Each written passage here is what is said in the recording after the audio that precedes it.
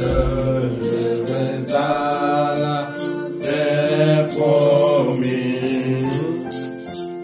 Oh, qui veut venir avec moi, oui, je vais à la terre promise.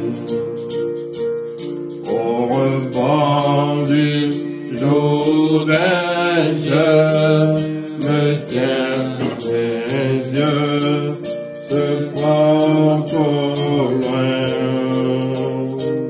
Je vois là-bas mon Canaan, terre de mon trésor. Oh, je vais à la terre promise. Je vais à la terre promise. Celui qui veut venir avec moi, oui, je vais à la terre promise. Je vais à la terre promise. Je vais à la terre promise. Oh, qui veut venir avec moi, oui, je vais à la terre promise. Dans cette plaine illuminée du soleil éternel.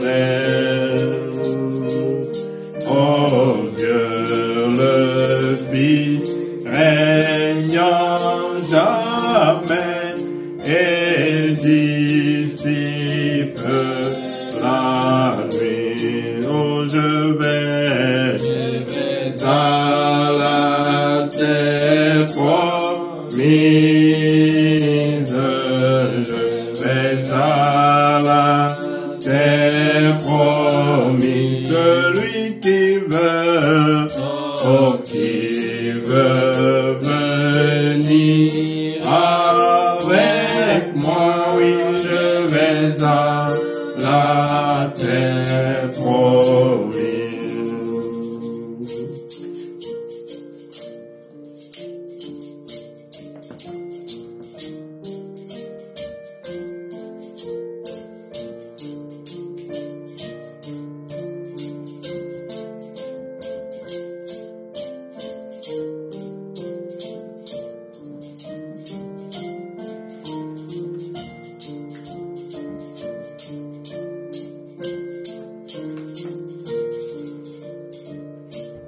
Je vais atteindre ce bel endroit, cité des bienheureux.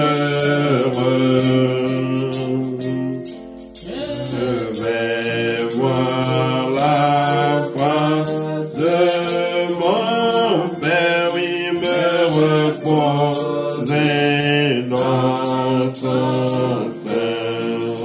Je vais à la terre promise.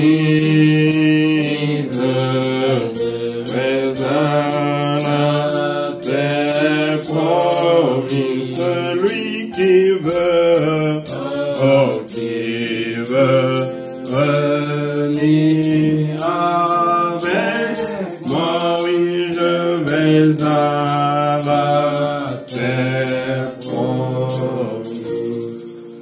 Sì, Padre Celeste, ti ringraziamo per l'opportunità che abbiamo ancora oggi di poter inchinare i nostri capi dinanzi a te, leggere la tua parola e lasciare che tu che sei il grande spirito che l'hai imposto qui nel libro per noi, tu lo possa anche interpretare per noi, per la nostra gioia. Lasciamo il resto nelle tue mani, Padre.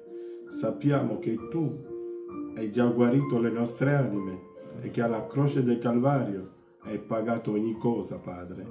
Ti ringraziamo. Tutto questo nel nome di Gesù Cristo. Amen. Amen. Prendiamo la Bibbia. Apocalisse capitolo 11. Leggiamo dal versetto 15. Poi il settimo angelo suonò la tromba e nel cielo si alzarono voci potenti che dicevano: il regno del mondo è passato al nostro Signore e al suo Cristo, ed egli regnerà nei secoli dei secoli. E i 24 anziani che siedono sui loro troni davanti a Dio si gettarono con la faccia a terra e adorarono Dio dicendo: ti ringraziamo, Signore Dio Onnipotente, che sei e che eri, perché hai preso in mano il tuo grande potere e hai stabilito il tuo regno. Le nazioni si erano adirate, ma la tua ira è giunta ed è arrivato il momento di giudicare i morti, di dare il loro premio ai tuoi servi, ai profeti, ai santi e a quelli che temono il tuo nome, piccoli e grandi, e di distruggere quelli che distruggono la terra. Allora si aprì il tempio di Dio che è in cielo e apparve nel tempio l'arca dell'alleanza. Vi furono lampi e voci e tuoni e un terremoto e una forte grandinata. Ebrei capitolo 12. Ebrei 12.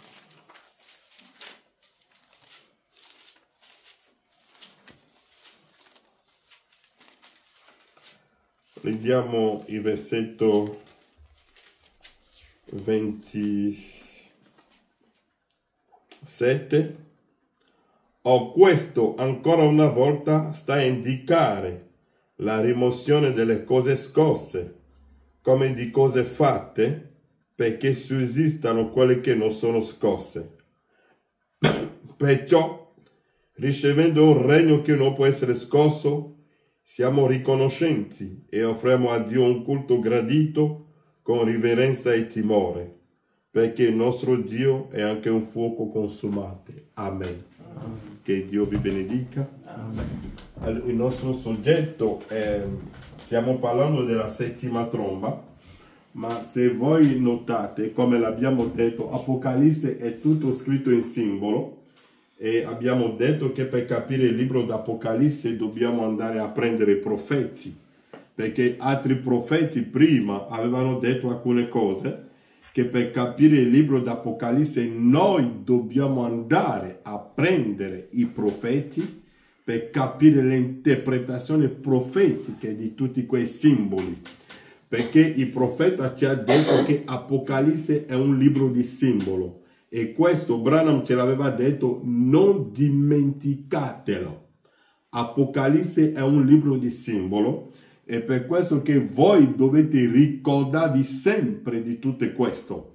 Allora qui noi stiamo parlando della settima tromba, ma avevo messo il titolo La rimozione delle cose scosse, perché qui vediamo che quando la settima tromba è stata suonata, la Bibbia ha detto che il regno del mondo è passato nella mano del nostro Signore e Cristo.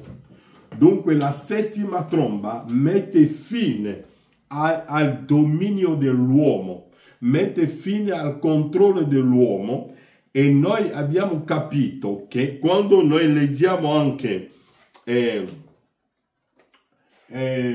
come si chiama? Le 7 epoche, ma prima di arrivare là, come abbiamo parlato di la settima tromba, ma voi se notate, voi vedrete che ci sono 7 trombe nella Bibbia, che Branham ha predicato l'opuscolo che si chiama la festa delle trombe. E per predicare la festa delle trombe, William Branham ha fatto riferimento alle 7 trombe, i 7 angeli che avevano le 7 trombe nel libro di Apocalisse, e possiamo da Apocalisse 8 fino a Apocalisse 11, è lì che abbiamo le 7 trombe di Apocalisse. Possiamo prendere la nostra Bibbia e vedremo che quando la prima tromba è stata suonata, lo possiamo leggere, prendete con me Apocalisse, tanto tutto questo qua lo leggiamo nella Bibbia. Apocalisse 8.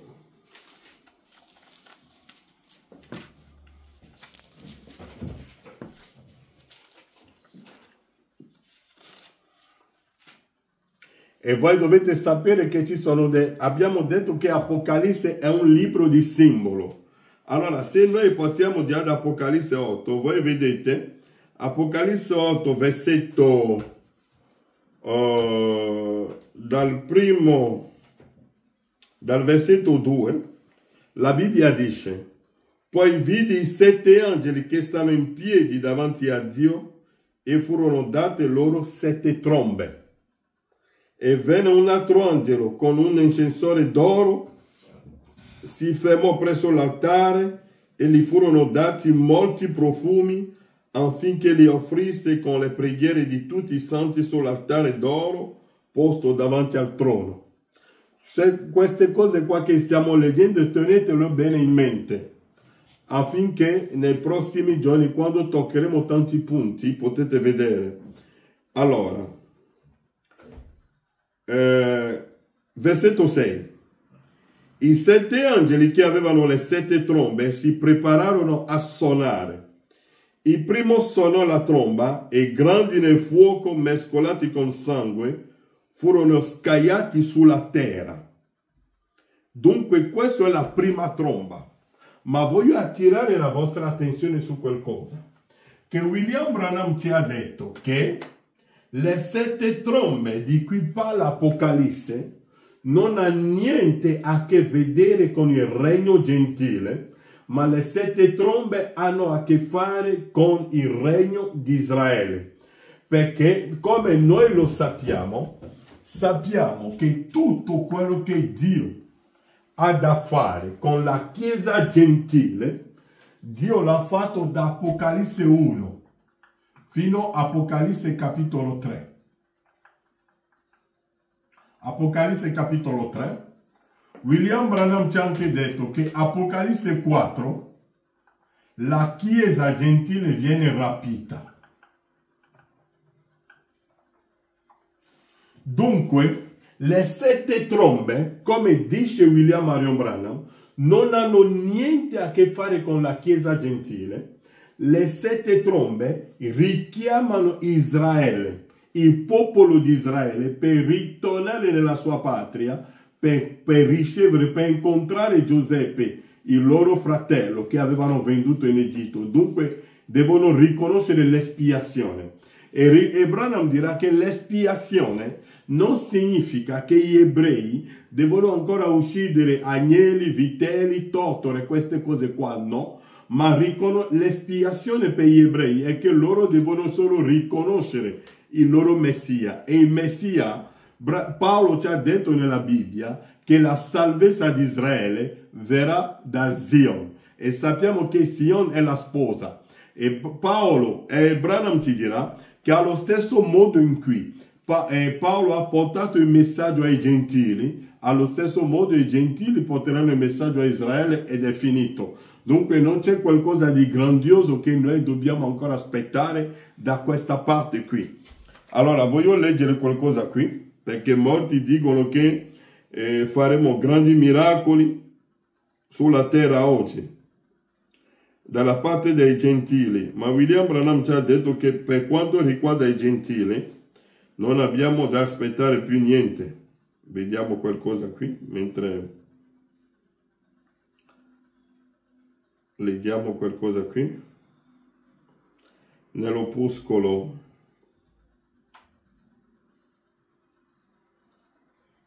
Istruzione di Gabriele a Daniele, paragrafo 41. Ora, nel 4° capitolo, Giovanni fu preso immediatamente dopo la Chiesa. Dunque, nel 4° capitolo, la Chiesa è stata rapita. Giovanni, salendo, vide l'intera epoca della Chiesa. Giovanni è salito e ha visto l'intera epoca della Chiesa. Ecco dove mi piacerebbe fermarmi, solo un secondo per dire che molte persone che si aspettano che accada qualcosa di grande, straordinario, potente nell'epoca gentile, sono di certo in errore. Molte persone che stanno aspettando oggi che arriveranno qualcosa di grande, che i fratelli passeranno di ospedale in ospedale per far uscire tutti gli ammalati, per far scendere fuoco dal cielo, per fare grandi miracoli. William Branham dice: sono scelto in errori,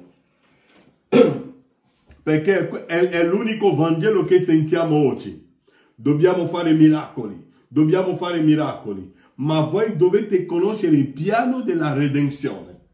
Perché se voi non conoscete il piano, non è che io non credo nei miracoli. Io lo credo che Dio guarisce. Io credo che Dio dà la vita. Ma il modo in cui i fratelli lo dicono, che passeremo di ospedale in ospedale, facciamo grandi cose, grandi miracoli, i malati usciranno di qua e di là, tutte queste cose qua fa parte della fantasia della loro mente.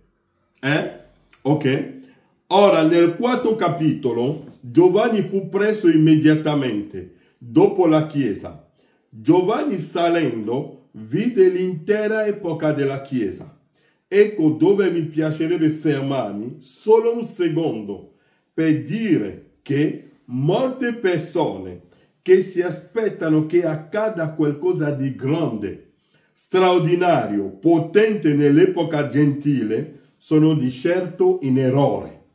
L'epoca della Chiesa e tutto quello che avverrà durante il regno gentile è riportato da Apocalisse 1 a Apocalisse 3. Tutto quello che deve accadere nel regno gentile, Dio l'ha incluso da Apocalisse 1 a Apocalisse 3. Fuori da Apocalisse 1 e Apocalisse 3, Dio non tratta più con la Chiesa gentile. Abbiamo letto nelle 7 epoche della Chiesa che il parlare in lingua che noi abbiamo avuto nel 1906, William Branham ti dirà che il parlare in lingua di 1906 non è un segno di vita, ma è il segno della morte. L'abbiamo letto tante volte.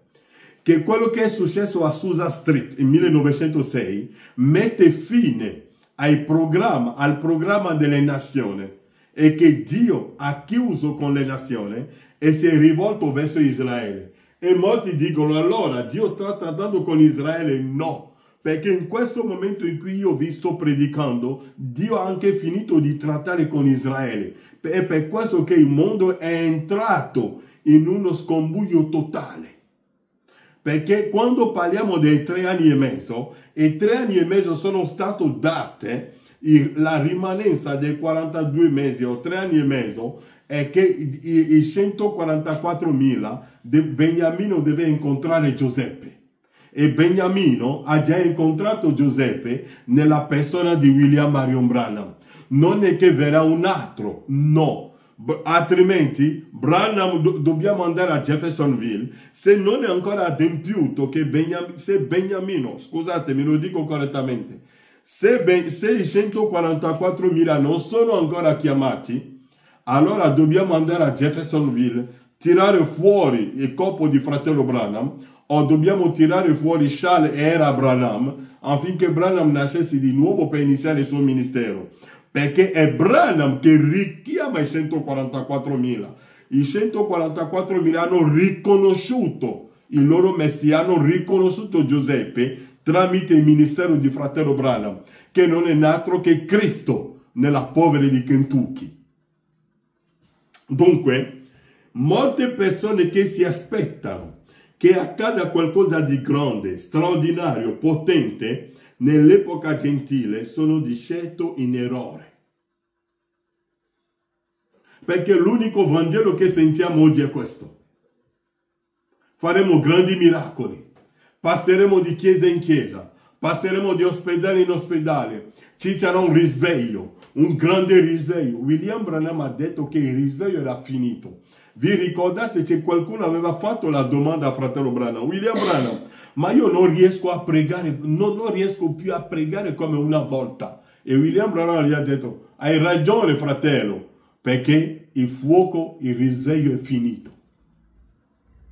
È finita. È per questo che la gente non sente manco più la pressione nel suo cuore. Tutti sono diventati formalisti. Ma per noi che facciamo del regno di Cristo, abbiamo il vino abbastanza. Amen. Ok?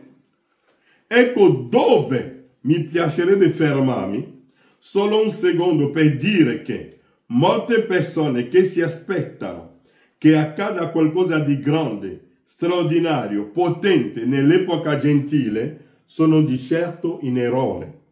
L'epoca della Chiesa e tutto quello che avverrà durante il regno gentile è riportato da Apocalisse 1 e Apocalisse 3. Fratello, Branham non può parlare più chiaro di così.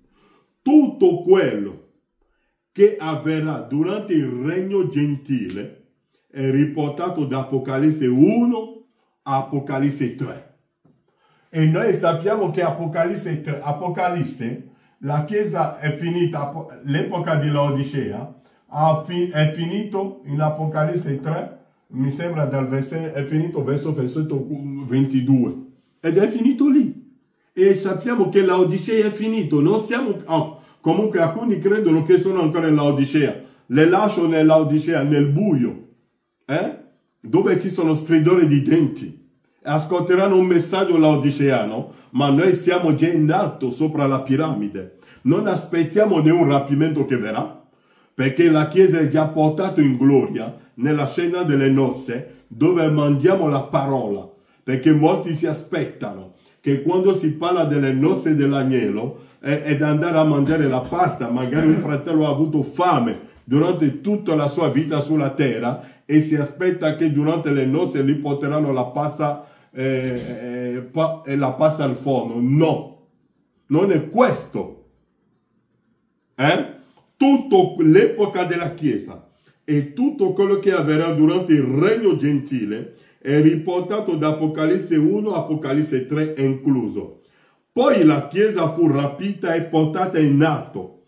E il resto di questo, fino a Apocalisse 19, è quello che avviene alla razza giudea dopo che la Chiesa è salita. Ed è il tempo della grande tribolazione. Niente avviene fra i gentili, solo l'uccisione. Branham dice l'unica cosa che rimane nell'epoca gentile è solo l'uccisione. Ed è quello che è in corso ora. L'uccisione, sia nel mondo spirituale che nel mondo fisico, dove gli uomini sono diventati delle bestie. Ok? Dunque abbiamo visto che quando la settima tromba è stata suonata, la Bibbia dice che il regno del mondo è passato nelle mani del nostro Signore Gesù Cristo. Ma nelle trombe abbiamo visto che c'è una prima tromba. Quando la prima tromba è stata suonata, abbiamo visto che c'erano delle grandine. E Branham ha detto, notate, voglio insistere, che le 7 trombe d'Apocalisse riguardano Israele. Prima cosa. È per chiamare Israele per venire all'espiazione. E 7 trombe sono state suonate. E notate che abbiamo avuto le grandine. E notate che quando Dio ha cominciato per far uscire Israele dall'Egitto, abbiamo avuto le grandine anche. Leggete il libro dell'Esodo, vedete che l'una delle piaghe che Mosè ha fatto venire sull'Egitto, c'è stata anche la pioggia delle grandine. Ma voglio insistere oggi sulla quinta, la sesta e la settima tromba. Noi tutti sappiamo che la quinta tromba è il primo guaio.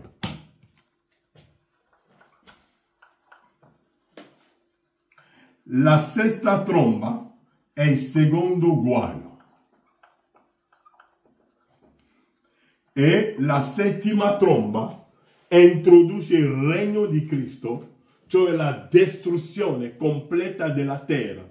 perché il regno del mondo deve passare nelle mani del nostro Signore Gesù Cristo.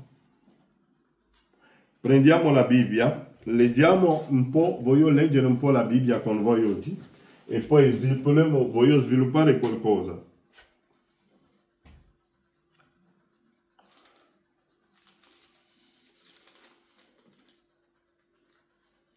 Apocalisse capitolo 9. Leggiamo dal primo versetto. Poi, voglio leggere un po'. Poi, il quinto angelo suonò la tromba e io vidi un nastro che era caduto dal cielo sulla terra. Il quinto angelo suonò la tromba e vidi un nastro che era caduto dal cielo sulla terra e a lui fu dato la chiave del pozo dell'abisso. Quando la quinta tromba è suonata, la Bibbia dice che un nastro è caduto dal cielo sulla terra. E quell'astro che è caduto, William Branham ci fa ritornare nel libro di Isaia 14, dove ci farà capire che l'astro che è caduto non è né altro che Lucifero. Qui leggiamo un po' la Bibbia prima e poi interpreteremo. Poi il quinto angelo suonò la tromba e io vidi un nastro che era caduto dal cielo sulla terra e a lui fu data la chiave del pozo dell'abisso. Egli aprì il pozo dell'abisso e ne salì un fumo come quello di una grande fornace. Il sole e l'aria furono oscurati dal fumo dal pozzo. Dunque la chiave fu data a Lucifero. Lucifero non aveva la chiave dell'inferno, lo sapete, no? E quando l'inferno fu aperto, la Bibbia dice che è uscito che cosa? Salì un fumo. E quel fumo che cosa ha fatto? Il fumo di una grande fornace, il sole e l'aria furono oscurati. Dunque, la dottrina che è uscita dall'inferno ha contaminato l'aria e ha oscurato il sole. Noi sappiamo che il sole è Cristo. Dunque ha messo il Vangelo, ha messo Cristo fuori dalla Chiesa. E voi sapete che Laodicea, Cristo non era nella Chiesa, ma Cristo era fuori, perché Cristo fu oscurato. Il sole è stato oscurato e dell'aria fu completamente, c'è lo smog del fumo. Non si poteva più respirare la dottrina della Chiesa. E non c'era più aria pulita nelle chiese. È diventato un luogo dei diavoli. Egli aprì il pozzo e ne salì un fumo come quello di una grande fornace. Il sole e l'aria furono oscurati dal fumo dal pozzo. Dal fumo, dunque da quel fumo che è uscito dall'inferno, uscirono sulla terra delle cavallette a cui fu dato un potere simile a quelli delle scorpioni della terra. Vedete? Quelle scorpioni vengono dall'inferno. Dunque, l'altra volta abbiamo parlato delle scorpioni. Le scorpioni abbiamo visto che sono dei prodotti dell'inferno. Apocalisse si parla dei scorpioni che sono usciti dal fumo. E Branham ci ha detto che le scorpioni sono dei uomini. L'abbiamo letto nella Bibbia. E abbiamo parlato delle scorpioni che sono delle... Branham ha detto che le scorpioni sono sia sulla strada che sulle banche di chiesa. E voi non ne scapperete. Le scorpioni le abbiamo, le donne nude sulla strada, e ne abbiamo anche nelle chiese. Non solo... mi diremo, ma le sorelle non vengono nude. Non sto parlando... Ci sono dei predicatori che sono scorpioni anche dietro i pulpiti. Perché William Branham dice, se voi volete scappare alla grande tribolazione, Branham ha detto nella parola, umiliatevi voi stessi, siete umili. C'è una predicazione così. Branham ha detto, se volete scappare alla grande tribolazione, che cosa ha detto Branham? Branham non ha detto, se volete scappare alla grande tribolazione, pregate. Branham non ha dato questo consiglio. Branham non ha detto, se volete scappare alla grande tribolazione venite in chiesa. No. Branham non ha mai detto, se volete scappare alla grande tribolazione cantate ogni giorno. No. Branham ha detto, se volete scappare alla grande tribolazione, scavate nella parola e investigate le scritture. William Branham ha detto, se volete scappare nell'opuscolo umili a te stesso, William Branham dice, se volete scappare alla grande tribolazione, scavate nella parola in profondità. Perché se voi rimanete in superficiale, voi volerete tranquillamente in mezzo alla tribolazione. Ma voi dovete scavare la parola per fuggire alla grande tribolazione. Perché la grande tribolazione non è quello che ci hanno predicato prima. Perché la grande tribolazione, William Branham dirà, che sono sulle banche di chiesa. Allora, la Bibbia dice, dal fumo uscirono sulla terra delle cavallette a cui fu dato un potere simile a quello del scorpione della terra, e fu detto loro di non danneggiare l'erba della terra, né la verdura, né gli alberi, ma solo gli uomini che non avessero il sigillo di Dio sulla fronte. Fu loro concesso non di ucciderli, ma di tormentarli per 5 mesi con un dolore simile a quello prodotto dallo scorpione quando punge un uomo. E in quei giorni gli uomini cercheranno la morte, ma non la troveranno.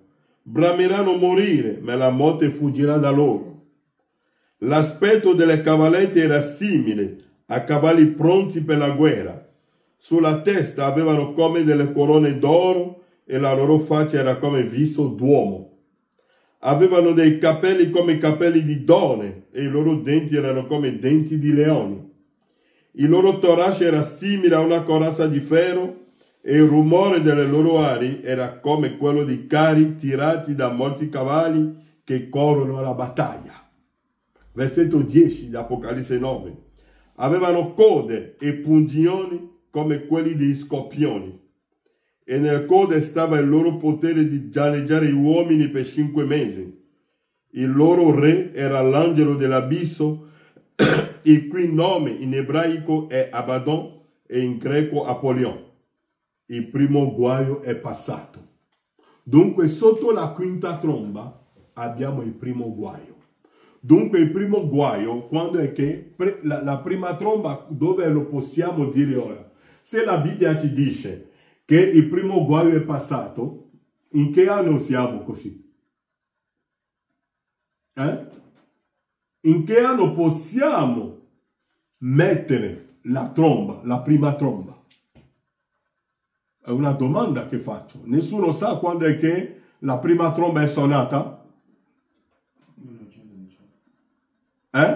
La Bibbia dice che il primo guaio è passato.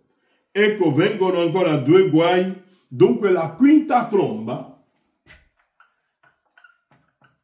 che è il primo guaio, lo possiamo identificare tra 1914 e 1918. È lì che gli spiriti immondi sono usciti dall'inferno. E Branham dirà che una volta in America le donne si vestivano bene. Le musiche non erano ascoltate così. C'è quello che si chiamava la censura sulla musica. Tante cose, il whisky, tutte queste cose qua. Se voi vi ricordate, il whisky era bandito. In America non si potevano vendere whisky, tutte queste cose qua. Ma è successo che nel 1914 è successo qualcosa. È iniziata la prima guerra mondiale in Europa e gli Stati Uniti, e William Branham dice che la prima guerra mondiale è Dio che aveva mandato la Germania per dare una bella lezione alla Francia, perché la Francia è la figlia di Roma. E tutti gli spiriti immondi sono a Parigi. Quando gli americani sono venuti a Parigi, hanno aiutato la Francia e hanno liberato la Francia. Quando gli americani ritornavano da loro, si sono portati tutti gli spiriti cattolici che erano in Francia e a Roma, e lì che hanno creato Hollywood, il peccato sulla terra. Ora abbiamo visto la quinta tromba, il primo guaio. Leggiamo sempre. Versetto 13, Apocalisse 9. Ho detto che leggeremo oggi e poi cercheremo di svilupparlo più tardi.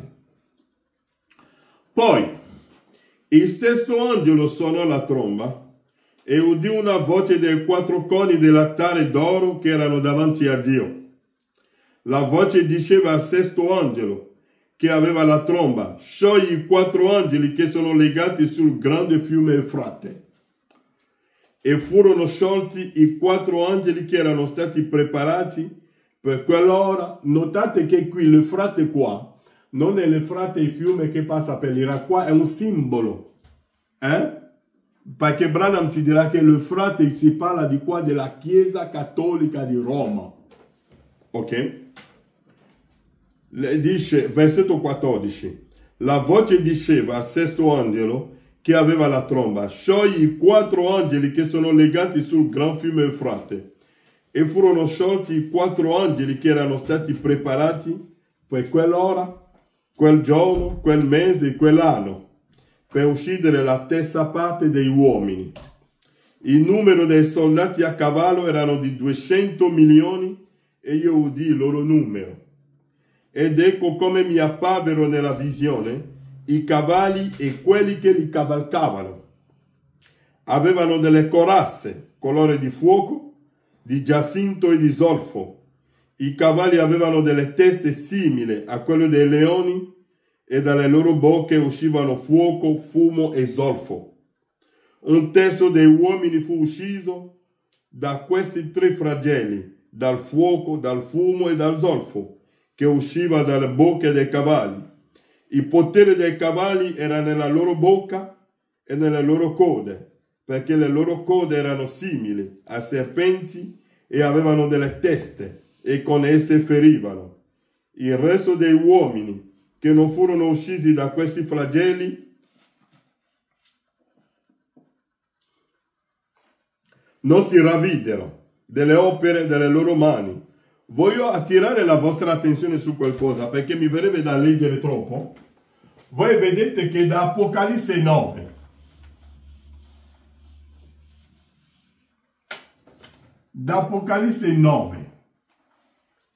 versetto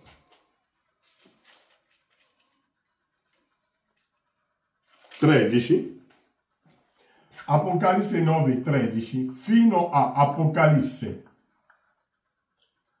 11, versetto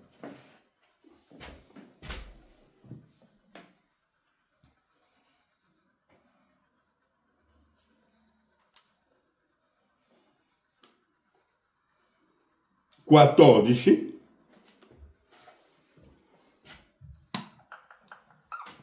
dunque da Apocalisse 13, Apocalisse 9, da Apocalisse capitolo 9, versetto 13, fino a Apocalisse 11, versetto 14, siamo sotto la sesta tromba.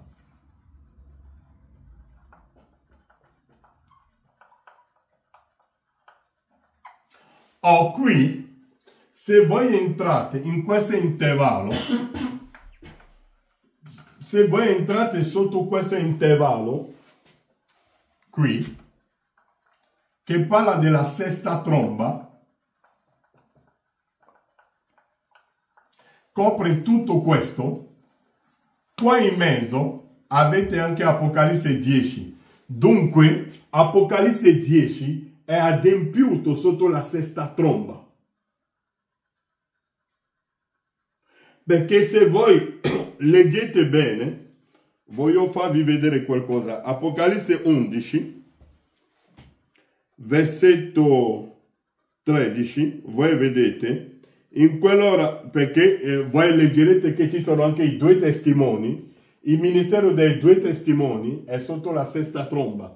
E se voi leggete bene la vostra Bibbia, voi vedete che Apocalisse 11, la Bibbia dice che i due testimoni hanno fatto il loro ministero.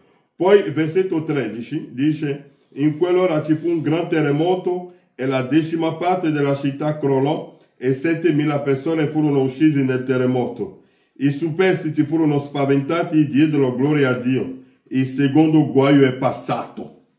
Dunque il secondo guaio, noi sappiamo che il secondo guaio è 1939-1945. Dunque il ministero di Elia e Mosè è qui anche in mezzo. Tutto questo è compreso nel secondo guaio. Il ministero di Elia e Mosè è compreso nel secondo guaio. È quello che dice la vostra Bibbia. Poi, dopo di questo, entriamo nella 7ª tromba. È lì che quando la 7ª tromba suona, la Bibbia dice che il regno del mondo è passato nelle mani del nostro Signore e Gesù Cristo. Vuole dire che la terra non rimarrà più niente su questa terra. Che la terra è finita, e per questo che ho detto la rimozione delle cose scosse. Ora leggiamo, ho detto che oggi leggeremo un po', ora leggeremo molto il profeta su alcuni punti.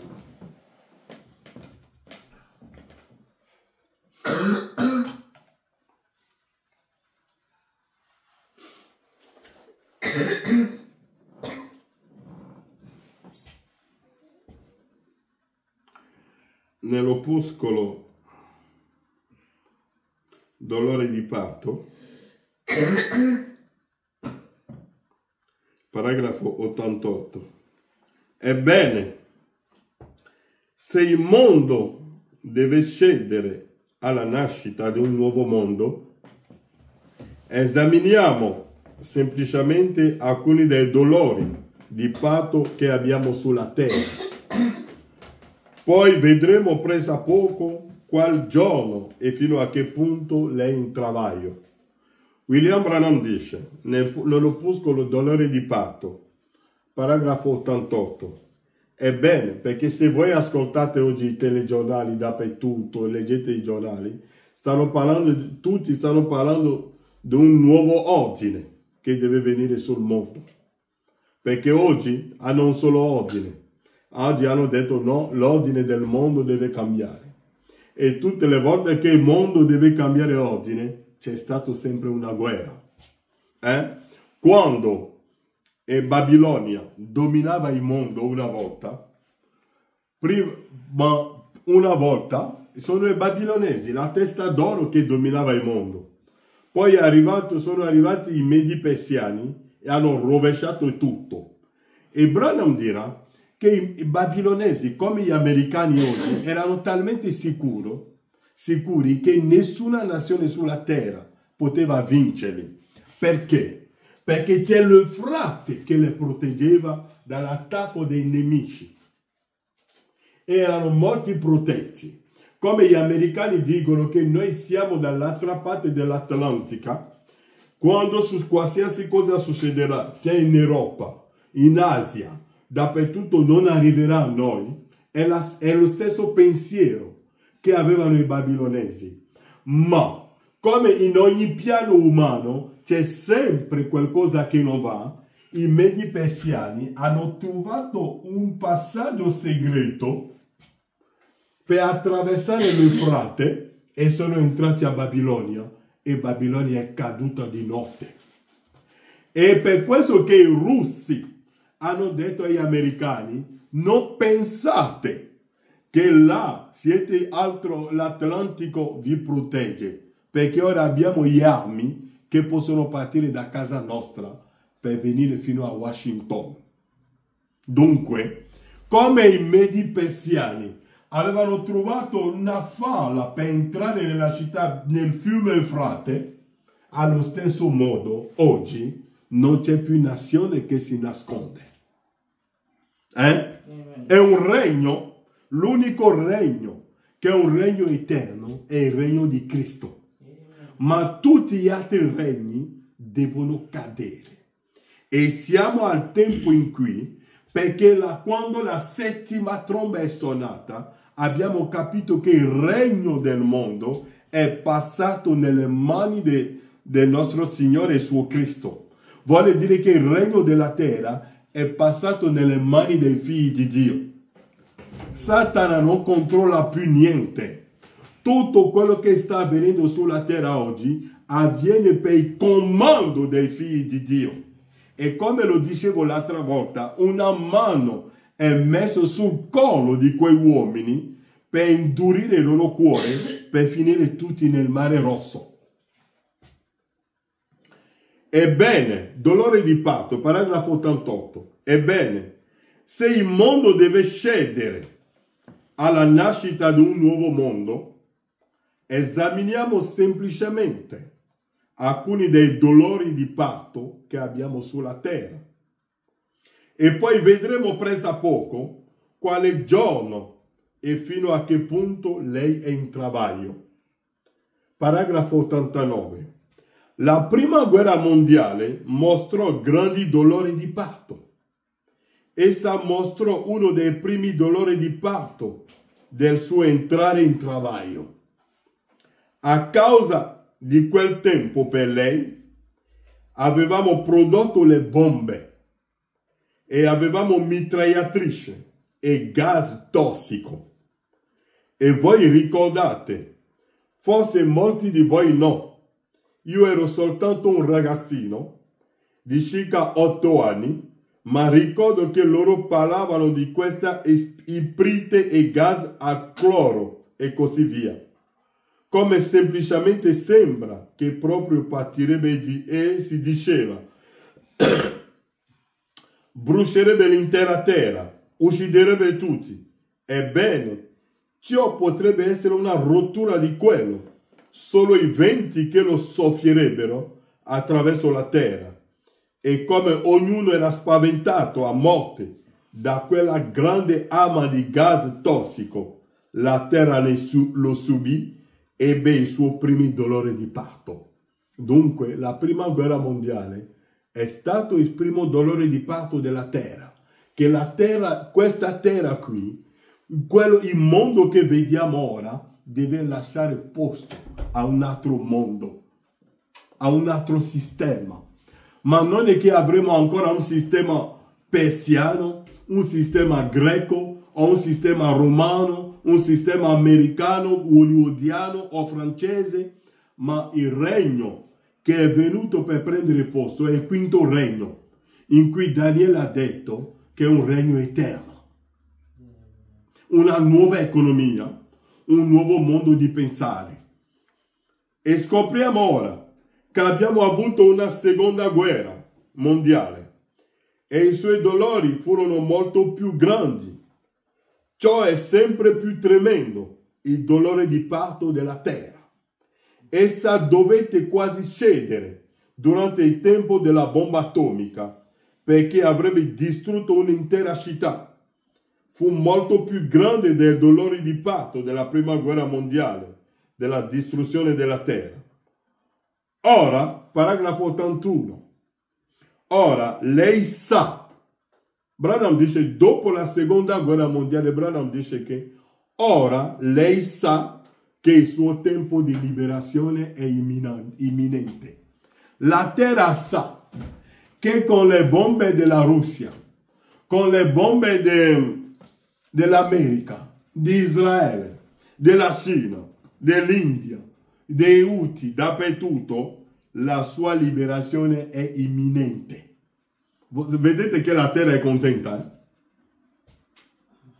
Perché la terra è stanca di vedere gli omosessuali, i pedofili, le prostitute, tutta la polvere che gira sulla terra oggi, il vento lo deve portare via. Ora lei sa, Cioè la terra sa che il suo tempo di liberazione è imminente. Ecco la ragione che è così nervosa, agitata come lo è lei. È a causa che c'è una bomba a idrogeno e i missili dell'aria che potrebbero distruggere l'intero mondo. Una nazione ha paura dell'altra. Non importa quando sia piccola. Gli americani hanno messo i loro portaerei Eisenhower là nel Mare Rosso. Un piccolo popolo che si chiama gli Houthi hanno forzato gli americani hanno tolto quella nave. Non ci sono più piccole nazioni oggi sulla terra. Ok. Ora lei sa che il suo tempo di liberazione è imminente. Ecco la ragione che è così nervosa, agitata come lo è lei. È a causa che c'è una bomba all'idrogeno e missili dell'aria che potrebbero distruggere l'intero mondo. Una nazione ha paura dell'altra. Non importa quanto sia piccola, hanno quei missili che loro pretendono soltanto uno di loro. Li possono dirigere tramite le stelle e lasciarli cadere in qualsiasi luogo nel mondo e si vogliano. La Russia, come ho udito al notiziario l'altro giorno, pretende di poter distruggere questa nazione e impedire agli atomi o cose del genere di distruggere la sua nazione. Noi non sappiamo cosa fare in merito a ciò. Tutti fanno queste affermazioni ed è così. La scienza della gente ha fatto irruzione nel grande laboratorio di Dio fino a che si distruggeranno. Dio lascia sempre che la sapienza si distrugga da sé. Dio non distrugge niente. L'uomo distrugge se stesso tramite la sapienza, come fece al principio, prendendo la sapienza di Satana invece della parola di Dio.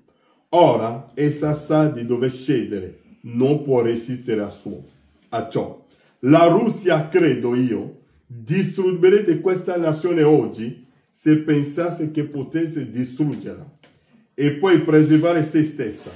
Ognuna di quelle piccole nazioni potrebbe farlo, però hanno paura perché sanno che questo mondo non può resistere nella sua orbita sotto tale condizione.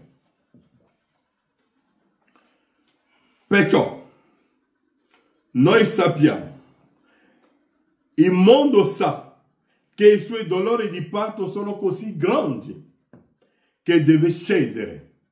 Sta per essersi una nuova nascita, nata, imminente. Sono grato per questo. Sono stanco di questo. Una nuova terra. Sono stanco di questa terra. Porta solo problemi e germi, dolori, prostituzione. Questa terra deve scendere e lasciare posto alla nuova terra. Sono grato per questo. Sono stanco di questo, di questa terra sono stanco.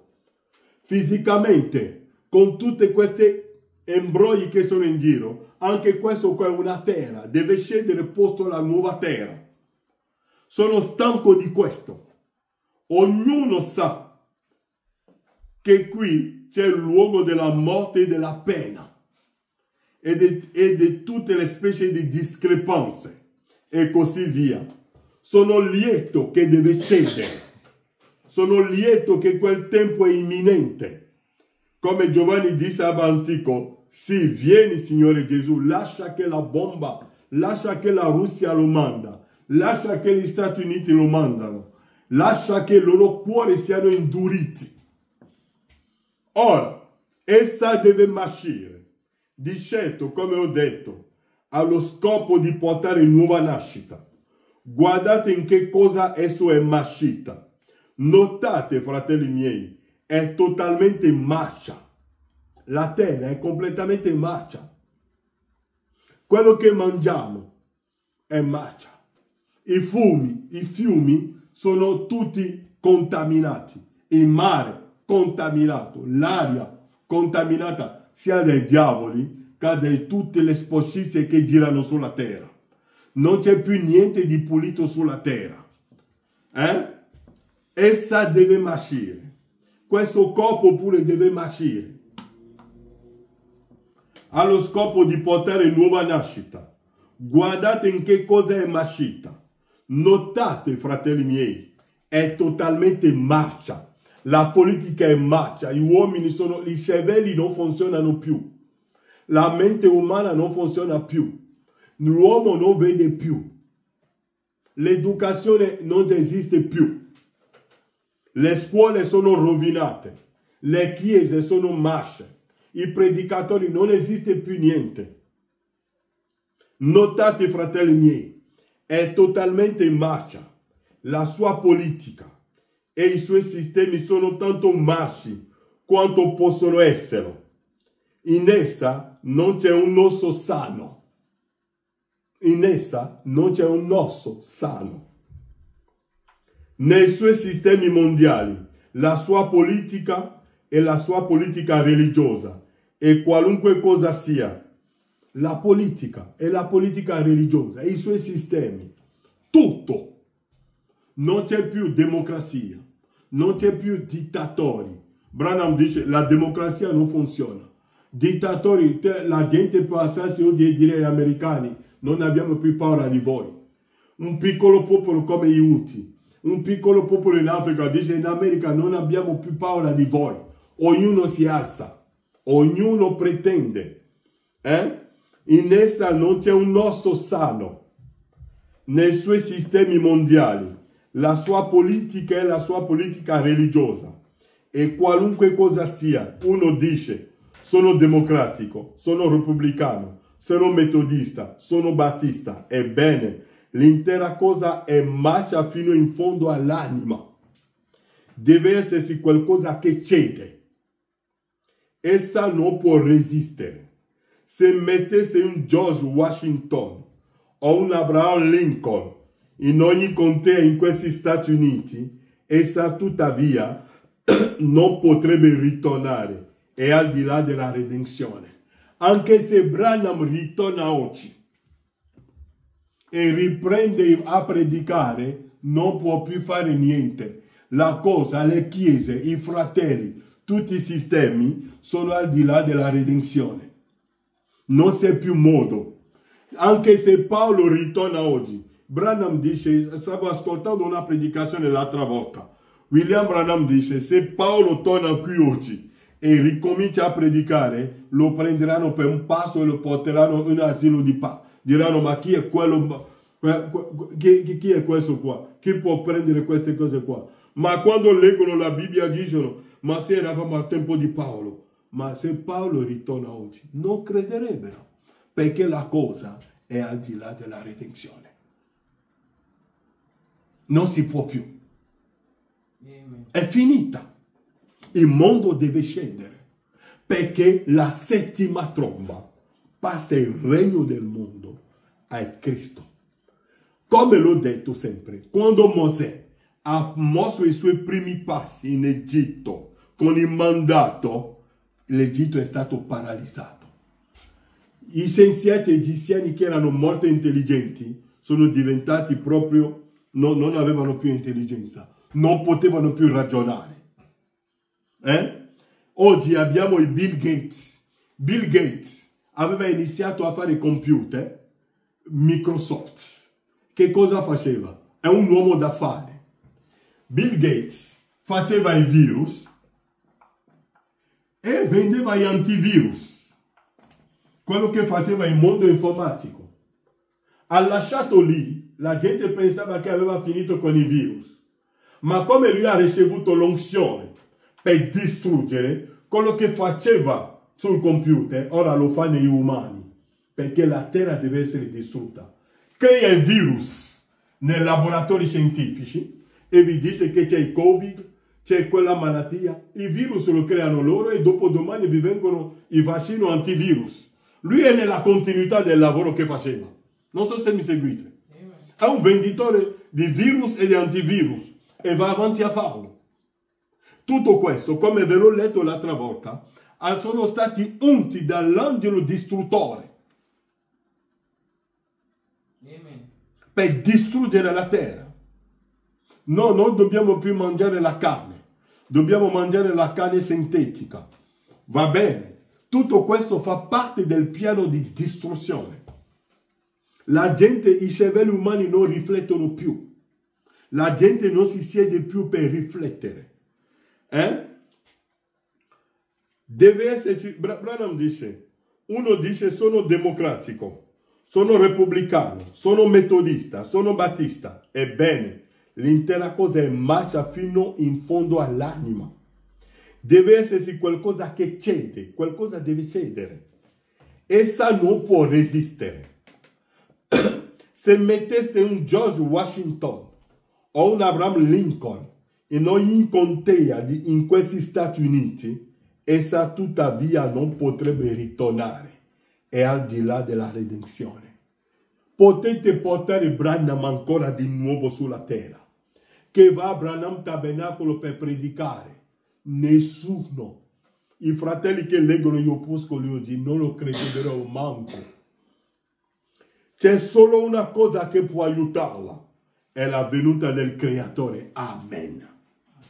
E il Creatore, che cosa l'ha introdotto? La settima tromba. Allora abbiamo avuto la nuvola. Quando la nuvola è venuta, è il regno di Cristo che è sceso sulla terra. Essa sa di dove scendere. Essa è in dolore e in pena. Uno non sa che fare. Uno guarda in questa direzione e uno in questa direzione. E in ogni cosa. Uno ha paura dell'altra. Uno cerca di fare qualcosa che distruggerà questo. Questo cerca di contraddire quello, di distruggere l'altro. Fino a che ora hanno cioè nelle mani di uomini peccatori che potrebbero distruggere l'intero mondo nel tempo di 5 minuti. Vedete, perciò essa sa che non può resistere. La gente sa che essa non può resistere e il mondo sa che stanno per farlo, che accadrà. Il mondo sa che accadrà. Il mondo sa che accadrà. Ognuno ha la bomba, tutti guardano in questa direzione. Perché la terra è in marcia. Le nostre scuole sono rovinate. Le chiese non ne parliamo più. I predicatori sono diventati tutti finti. Che hanno venduto il loro diritto di primogenito per avere un po' di popolarità o un po' di soldi, affinché gli danno spacche sulle spalle. Come leggevo questa mattina con i bambini la storia di quell'uomo, come si chiama quello là che ha rifiutato di vendere la sua vigna? Nabot. Acab è venuto a trovare Nabot. Mi puoi vendere la vigna? Te ne do il prezzo. O te ne darò Acab. Che cosa gli ha risposto Nabot? Guai a me se io ti vendo l'eredità dei miei padri. Perché Nabot aveva la vigna buona e l'eredità dei padri, il vecchio Spirito Santo, la rivelazione del settimo sigillo. I fratelli l'hanno visto. Cosa hanno fatto? Hanno lasciato, non sono stati come Nabot che ha tenuto la vigna, ha pagato con il suo sangue davanti a Jezabel. E Jezabel, per avere la vigna di Nabot, che cosa ha fatto? Ha scritto ai predicatori, agli anziani, di accusare falsamente il loro fratello. Sapevano che non era lui, sapevano che Nabot non ha fatto niente, ma l'hanno accusato falsamente. Sono i predicatori, leggete la vostra Bibbia, si sono messi d'accordo con Jezabel. O sapete che Jezabel oggi è la Chiesa Cattolica. Jezabel è una straniera in Israele. Ha convinto gli israeliani a mentire sul loro fratello, a puntarlo, a insultarlo. È un predicatore di falsa dottrina. non andate là, non ascoltatelo, è un falso, e hanno ucciso. Perché oggi per uccidere qualcuno è quello che ha detto fratello Branham, Per uccidere qualcuno oggi bisogna criticare e distruggere l'immagine della persona. E avete finito. E hanno ucciso il loro fratello tramite la menzogna che Jezabel ha chiesto. E l'hanno fatto. E Acabe è sceso nella vigna. Ma Dio non le ha lasciato fare. Ha mandato Elia e ha detto no. I cani leccheranno il tuo sangue. Non vi permettete di lasciare la rivelazione che Dio vi ha dato per qualche popolarità, per una spacca di mano, aspettando qualcosa di grande.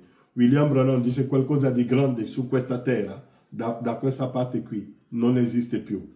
L'unica cosa che rimane è la distruzione.